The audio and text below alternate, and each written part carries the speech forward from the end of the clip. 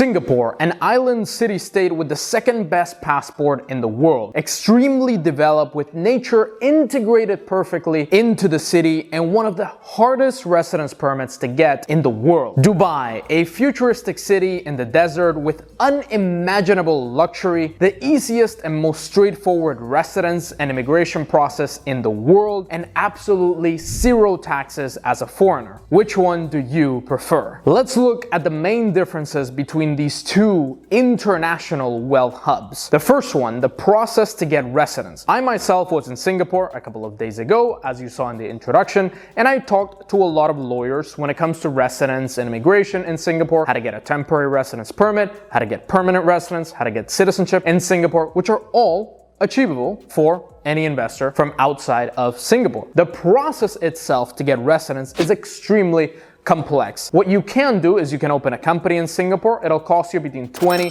and 40,000 US dollars. Once you open the company, you can give yourself an employment pass through that company. But it's not as easy as, for example, Dubai, which we'll talk about in a second. To obtain this employment pass, you need either a long business track record or investment track record or a degree, which I don't have. And a lot of my clients don't have because they graduated high school and they built multi-million-dollar businesses, but they never got a formal degree. If you have a degree, Singapore might even challenge that degree and say that it's not good enough. Singapore is really like that. You go to school, you get straight A's, you get a degree, you get another degree, you get a third degree, and Singapore overall, people in Singapore work like that. They're very diligent in their studies, and obviously in order to get employment in Singapore, you need to show that degree or that long track record. So that first step makes it hard for a lot of people. But what if you have a degree and you have a long business track record? Well, you can go through this process. The process itself takes a lot of months and you need to have a Singaporean either PR, permanent resident, or citizen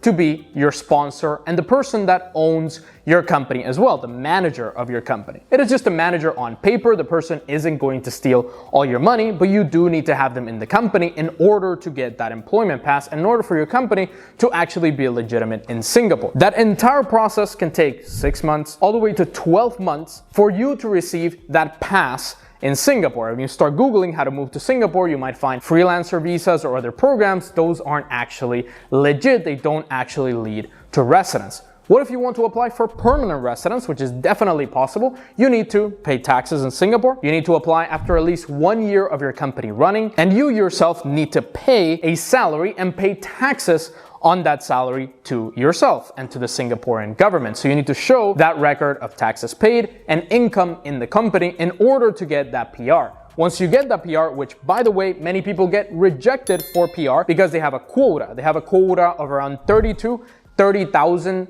PRs per year, so permanent residents per year, and around 100,000 people apply. So a 33% approval rate. Most people are Indian and Chinese that apply for the Singaporean PR. So if you're not from one of those two countries, then you have a higher chance of getting approved, but still, very hard process. And don't even talk about citizenship later on, which is quite tough. And in order to get Singaporean citizenship, you need to renounce all your other passports and you need to live a long time in the country. You might even need to get another degree inside of the country and you need to run your business for a long time. There is also the Singaporean GIP, Global Investor Program. This one allows you to get into the PR directly, but you need to invest around 2.5 million Singapore dollars, around 2 million US dollars, and you also need to show that you have a business with a net worth or turnover of hundreds of millions of dollars. So for most, even wealthy entrepreneurs and investors, this is not a real path that they're gonna go through because they need to have a company that makes 100 million, 200 million, or be worth 200 million US dollars, which most people that want to go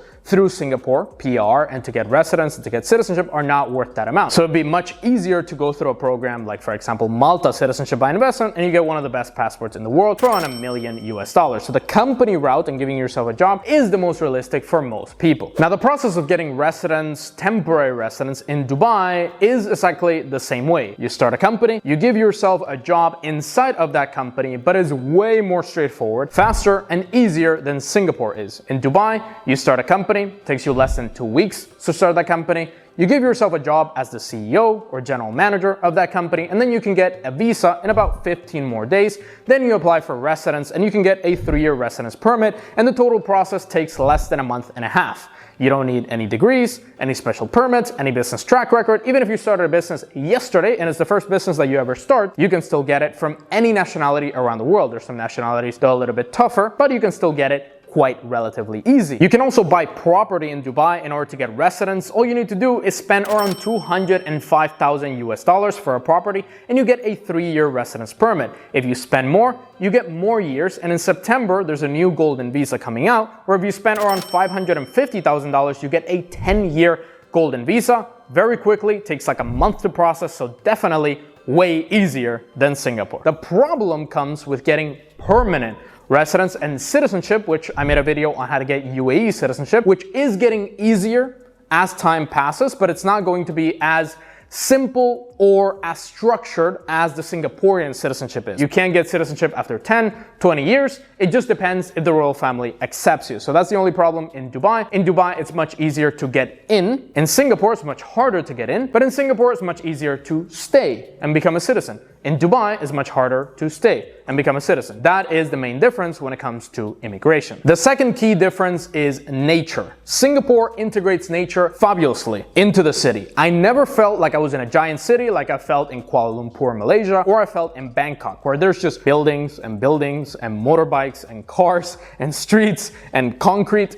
In Singapore, they connect it so well. They have so many trees everywhere. They have, for example, this area, the gardens by the bay. It's absolutely amazing. They have mist coming outside of the trees, and you have these trees from all over the world. You have so much nature that you never truly feel like you're tired of living in a city. You don't need to go to the mountains. You don't need to go anywhere else because you have it there inside of the city. So they've done that absolutely well, that you feel absolutely perfect in the city state because you have the combination of the city. If you want to get the big malls and you want to go to the Gucci store, Louis Vuitton store to buy something luxurious, you can do that. If you then want to go to the gardens by the bay, or you want to go to a beach, or you want to go to, for example, the Marina Bay Sands and enjoy the beautiful tall views of the skyscraper, they have it all and they've combined it in such a way that you don't need a break from Singapore. Dubai, on the other hand, is a lot more desert, of course. It is literally a city inside of the desert, and it doesn't have that much nature. With the 2040 plan in Dubai, they plan to make it just like Singapore, that it has a lot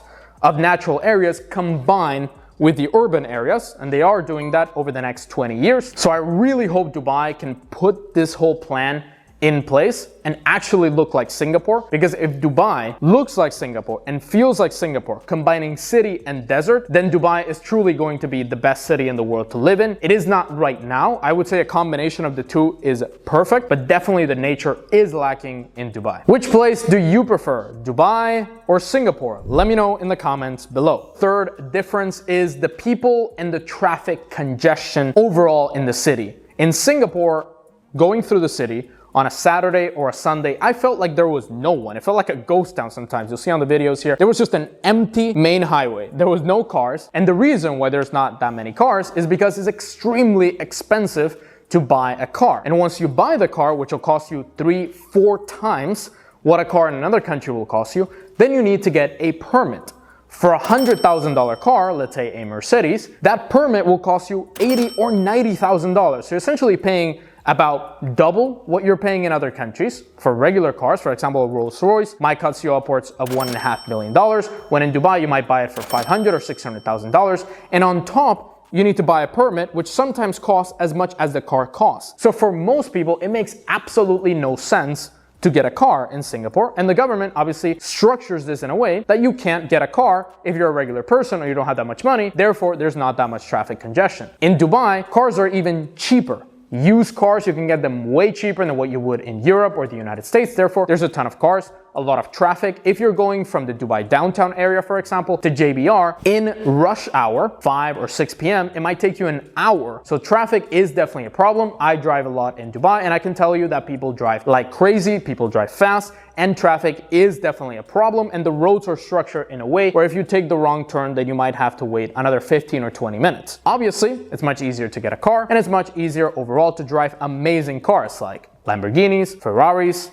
Mercedes, whatever car you want to buy, you can get it for a lot cheaper in Dubai. You can buy it really easily. If you go to First Motors, I made a video about them, you can buy a car in cryptocurrency. You pay them USDT, and the same day you have a Ferrari or a Bugatti or whatever car you want. So it's definitely the place to go if you like fast cars, if you like loud cars and you want to enjoy your car. Dubai is definitely the place. Singapore is not the place because you cannot drive that fast. And if you drive fast, the punishments are insane. It is really a structured society where people get punished if they don't follow the law. Number 4 is how far money can go and what you can do with money. In Dubai, a lot of things get easier and simpler if you just pay a little bit more. For example, we have some clients that it's hard for them to get a bank account. Let's say because they don't have that much business experience, they just have cryptocurrency, and Dubai is asking them for a long business track record in order to open a bank account. What can we do in this situation? We can pay the banker a little bit of money. We can invest into the bank, $500,000, $1 million, take it out after 2-3 months, and then the bank account is magically open. In Singapore, that doesn't happen. You can't pay somebody at immigration. You can't pay somebody at the bank to make it easier. Yes, you can have local contacts. I myself made some good local contacts when I was in Singapore a couple of days ago, and definitely you can get in easier and you can make the process more straightforward by knowing people, but it's not as strong as it would be in Dubai where you just literally pay and you get it easier. In Singapore, you need to know more people, you need to build relationships with people. So if you're one of those people that money can buy everything, or you have made your life easier by using money as a tool to make your life simpler, then definitely Dubai is the place for you. 5th difference is the nightlife and things to do overall in the city. Singapore is quite boring, to be honest. Yes, the combination of nature and city is great. There's a lot of malls, a lot of shops you can go to, but overall, it's a pretty boring place. Most places close at 1 a.m., 1:30, and there's not that much to do. In Dubai, there is a lot to do. There is clubs for every type of person. There is lounges, beach bars, parties in the day, parties at night. There's clubs opening until 5, 7 a.m. There's people everywhere. There's giant malls that you can enjoy all day, then go to the club at night. You can go to the beach in the evening and go to one of the lounges. You can go to restaurants. There's restaurants from all over the world, so you really don't miss anything from other countries. Overall, things to do, Dubai beats it 100%.